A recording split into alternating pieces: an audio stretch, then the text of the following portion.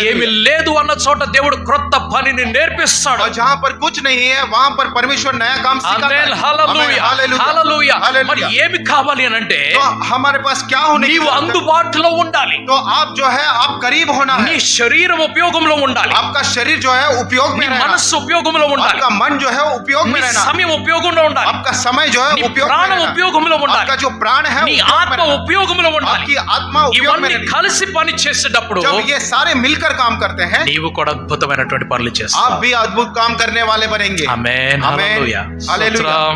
Hallelujah. దేవునికి స్తోత్రం. Hallelujah. హల్లెలూయా, హల్లెలూయా. హల్లెలూయా, హల్లెలూయా. హల్లెలూయా. హల్లెలూయా. నీవు వీటన్నిటిని అందుకనే నీ పూర్ణ మనస్సుతో, నీ పూర్ణ శక్తితో, నీ పూర్ణ బలముతో, నీ పూర్ణ ఆత్మతోటి దేవుణ్ణి ఆరాధించమని చెప్తున్నారు. इसलिए कहते हैं कि पूर्ण शक्ति से, पूर्ण मन से, पूर्ण आत्मा से आप आराधना करो. ఆమేన్, హల్లెలూయా. నువ్వు దేవుణ్ణి ఆరాధించేటప్పుడు ఎలాగ ఆరాధించాలి? अपने